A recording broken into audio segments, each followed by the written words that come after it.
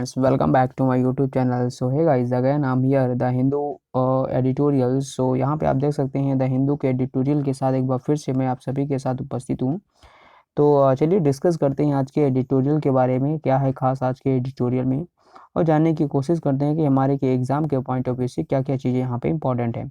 और आपको पता है हमेशा की तरह सबसे पहले हम लोग इसका इंग्लिश वर्जन पढ़ते हैं, वहीं साथ साथ इसका हम लोग हिंदी वर्जन भी पढ़ते हुए चलते हैं। तो आइए चीज़ों को समझते हैं और जानने की कोशिश करते हैं क्या है आज की पूरी न्यूज़। तो जैसा कि आप यहाँ पे देख पा रहे होंगे, कहा जा रहा है कि चोपी वाटर्स, और क्या है यहाँ का सब टॉपिक देख सकते हैं। कहा जा रहा है कि the economy is post Covid recovery is for from complete, surprising consumption is की। तो क्या है इसका मतलब, आइए हिंदी वर्जन में समझते हैं। तो कहा जा रहा है कि तड़का हुआ पानी, क्या मतलब हुआ इसका। तो कहा जा रहा है कि अर्थव्यवस्था की पोस्ट COVID रिकवरी यानी कि कोविड-19 की रिकवरी पूरी तरह से दूर है, तेजी से खपत महत्वपूर्ण है। आइए जानते हैं क्या है पूरी न्यूज़ और समझते हैं क्या है इम्पोर्टेंट। तो बताया जा रहा है कि इंडियाज ग्रॉस डोमेस्टिक प्रोडक्ट, जिसे जीडीपी कहते हैं, is record to have grown 8.7 while the gross value added GVA rose 8.1 in 2021 to 22 as per national income estimates release on Tuesday. आगे भी कहा जा रहा है कि coming on the back of the sharp decline in economy activity due to the कोविड-19 lockdowns in 2020-21 when GDP crashed 6.6% and GBA by 4.8%. The latest number shows India is emerging out of a tunnel of pandemic-induced woes. The overall GDP and GBA have indeed recovered.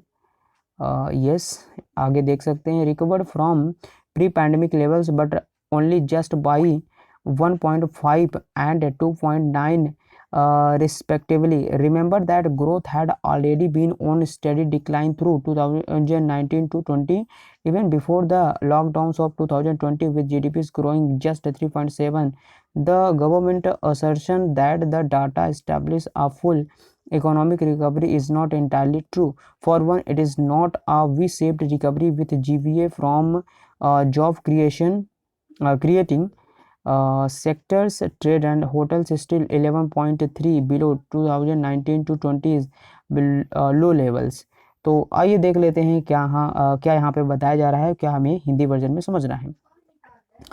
तो कहा जा रहा है कि मंगलवार को जारी राष्ट्रीय आय अनुमानों के अनुसार भारत का सकल घरेलू उत्पाद जीडीपी 8.7% बढ़ा है, जबकि सकल मूल्य वर्धित जीवीए 2021-22 में 8.8 बढ़ा है। 2020 और 21 में कोविड-19 यानी लॉकडाउन के कारण आर्थिक गतिविधियों में तेज गिरावट के कारण जब जीडीपी 6.6% और जीवीए 4.8 गिर गया, तो नवीनतम आंकड़े बताते हैं कि भारत महामारी की सुरंग से बाहर निकल रहा है और इस प्रकार का प्रेरी संकट जो बना हुआ था। समग्र सकल घरेलू उत्पाद और जीवीए वास्तव में पूर्व महामारी के स्तर से उबर चुके हैं, लेकिन 1.5 और 2.9 क्रमशः याद रखें कि 2020 के लॉकडाउन से पहले ही 2019-20 के दौरान विकास में लगातार गिरावट रही थी। सकल घरेलू उत्पाद में केवल 3.7% की वृद्धि हुई। सरकार का यह दावा है कि डेटा एक पूर्ण आर्थिक सुधार स्थापित करता है, पूरी तरह से सच नहीं है। एक के लिए या फिर यह वी आकार की वसूली नहीं है। नौकरी पैदा करने वाले क्षेत्र यानी व्यापार और होटल से जीबीए अभी भी 2019 और 20 के निम्न स्तर से 11.3% नीचे है। तो चलिए आगे देख लेते हैं आगे की न्यूज़ क्या है।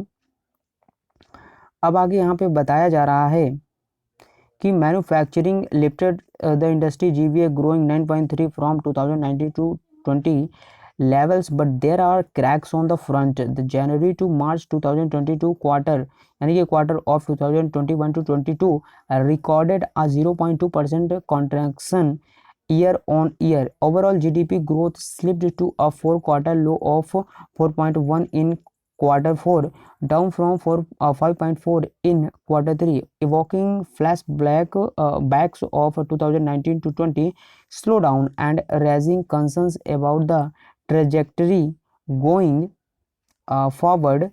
Going forward, with reluctant demand, supply chain and input cost was hurting manufacturing agriculture that grew at a 5-quarter high of 4.1%. and public administration service whose growth dipped to 7.7 from 16.7 in Q3 lifted the Q4 numbers amid slower growth in service and mining over Q3 and a mild to uptick in construction। आइए देख लेते हैं, इतना समझ लेते हैं सबसे पहले क्या यहाँ पे बताया जा रहा है। और देखिए यहाँ से देख सकते हैं, कहा जा रहा है कि इसने सेवा क्षेत्रों को समग्र रूप से पूर्व कोविड स्तरों के अनुरूप रखा है, ऊपर नहीं, जबकि उद्योगों से जीवे 2019-20 में 6.7 ऊपर है। एक अन्य रोजगार सृजन क्षेत्र निर्माण केवल 3.4% ही ऊपर है, जबकि खनन में 2 साल की अवधि में 1.9% की मामूली वृद्धि हुई है। मैन्युफैक्चरिंग यानी कि जो मैन्युफैक्चरिंग सेक्टर होता है ने उद्योग जीवियों को 2019-20 के स्तर से 9.3% बढ़ा दिया है, लेकिन उस मोर्चे पर दरारें हैं। जनवरी से मार्च 2022 तिमाही यानी कि 2021 और 22 की चौथी तिमाही में साल दर साल 0.2% संकुचन दर्ज किया गया। आगे की बात करें तो यहाँ कहा जा रहा है कि कुल मिलाकर सकल घरेलू उत्पाद की वृद्धि Q4 में 4.1% के 4 तिमाही के निचले स्तर पर फिसल गई।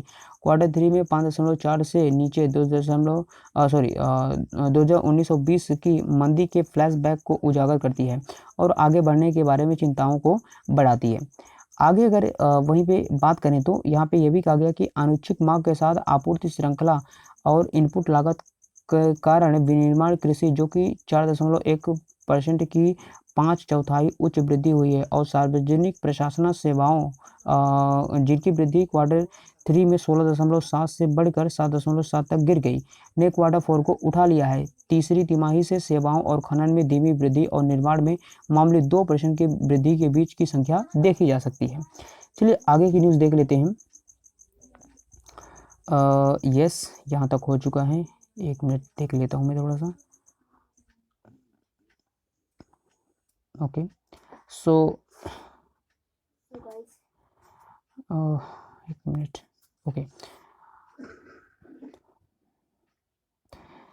आगे बात हो रही है price rise combined with higher in interest rates could squeeze middle class disposal incomes and dampen consumption further. Yes, India is the fastest growing major economy and likely to remain so in 2022 to 23, but the rising tide in the past year has not been enough to lift all boats standard in the detritus of the pandemic and the slowdown that preceded it. The water are choppy with wars and recession worries in the developed world. देख लेते हैं इसका simple सा मतलब यहाँ पे क्या बताया जा रहा है। देखिए यहाँ पे देख सकते हैं, 1 मिनट थोड़ा सा रुके, यहाँ पर क्या चीज़ें छूट रही क्या? नहीं, बिल्कुल ठीक है। तो यहाँ से देख सकते हैं आगे यहाँ पे बताया जा रहा है कि टिकाऊ उच्च विकास के रूप में दूर रहेगा। निजी अंतिम उपभोग व्यय 2021 और 22 में 7.9% बढ़ा है, लेकिन यह सिर्फ यहाँ पे बताया जा रहा है कि 1.2 लाख करोड़ यानी कि 2019 और 20 से 1.4% ही अधिक था। इससे भी बुरी बात यह है कि जैसे जैसे मुद्रास्फीति बढ़ती गई 2021 और 22 के दौरान परिवारों की खपत वृद्धि में लगातार गिरावट आई, जो चौथी तिमाही में मात्र 1.8% बढ़ी। उच्च ब्याज दरों के साथ मूल्य वृद्धि मध्यम वर्ग की डिस्पोजल आय को कम कर सकती है और खपत को कम कर सकती है। हाँ, भारत सबसे तेजी बढ़ने वाली प्रमुख अर्थव्यवस्था जरूर है, लेकिन यहाँ पे ये बताया जा रहा है कि इसके 2022 और 23 तक बने रहने की संभावना है, लेकिन पिछले 1 साल में बढ़ता ज्वार महामारी के संकट में फंसी सभी नावों और इससे पहले आई मंदी को उठाने के लिए पर्याप्त नहीं है। और वहीं आगे की बात करें तो यहाँ पे ये भी कहा जा रहा है कि विकसित देशों में युद्ध और मंदी की चिंताओं से पानी तड़पा हुआ है, तो ऐसा कुछ करके यहाँ पे बताया गया है। तो देख सकते हैं गाइस, आज के एडिटोरियल में काफ़ी चीज़ें यहाँ पे बताई जा रही है कि किस प्रकार से ये जो आपका कोविड हुआ था उसके बाद से किस प्रकार से हमारी इकोनॉमी ने रिकवरी किया और कहाँ कहाँ इसने अपनी बढ़त बनाई, कहाँ कहाँ अपनी इसने बढ़त नहीं बढ़ाई है। तो वो सारी चीज़ें आज के एडिटोरियल में डिस्कस किया गया था। तो यहाँ पे देख सकते हैं कि कितना जीडीपी बढ़ा हुआ है 2021 और 22 के, अगर हम कंपैरिजन में देखें 2019 और 20 के, तो यहाँ पे सारी चीज़ें काफ़ी क्लियर क्रिस्टल है। और इसमें जो पॉइंट्स आपको इम्पोर्टेंट लग रहे हों या फिर जैसे जो डेटा प्रोवाइड किया गया है यहाँ पे कितने परसेंटेज बढ़ा, इतने परसेंटेज घटा हुआ है, तो आप उसको क्या कर कर सकते हैं, आप उसको अलग से नोट डाउन करके उसको एज अ रिवीजन की दृष्टि से लिख सकते हैं। तो आज के ट्यूटोरियल में बस इतना ही रखेंगे गाइस। अगर कोई क्वेरीज हो, कोई क्वेश्चन हो तो डेफिनेटली आप उसको कमेंट बॉक्स में राइट करके हमें पूछ सकते हैं। और चलिए फिर वीडियो को यहीं पे एंड अप करेंगे। यदि वीडियो और कंटेंट आपको पसंद आ रही हो तो लाइक शेयर कर चैनल को सब्सक्राइब कर बेल आइकन प्रेस को ऑन कर लीजिए। तो चलिए फिर मिलते हैं किसी नेक्स्ट वीडियो में। So till then take care and see you. Jai Hind.